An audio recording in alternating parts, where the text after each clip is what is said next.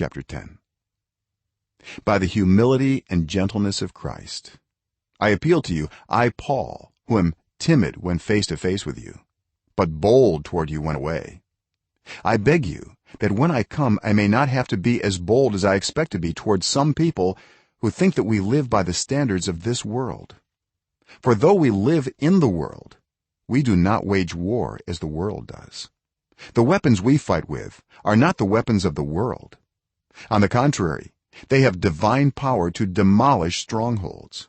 We demolish arguments and every pretension that sets itself up against the knowledge of God, and we take captive every thought to make it obedient to Christ.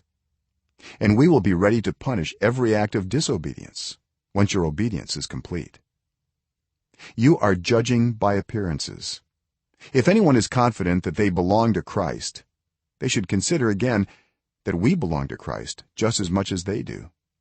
So even if I boast somewhat freely about the authority the Lord gave us for building you up rather than tearing you down, I will not be ashamed of it.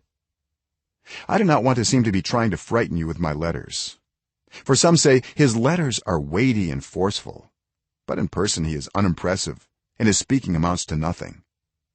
Such people should realize that what we are in our letters when we are absent, we will be in our actions when we are present. We do not dare to classify or compare ourselves with some who commend themselves. When they measure themselves by themselves and compare themselves with themselves, they are not wise. We, however, will not boast beyond proper limits, but will confine our boasting to the sphere of service God himself has assigned to us, a sphere that also includes you. We are not going too far in our boasting, as would be the case if we had not come to you. For we did get as far as you with the gospel of Christ. Neither do we go beyond our limits by boasting of work done by others. Our hope is that as your faith continues to grow, our sphere of activity among you will greatly expand, so that we can preach the gospel in the regions beyond you. For we do not want to boast about work already done in someone else's territory, but let the one who boasts boast in the Lord.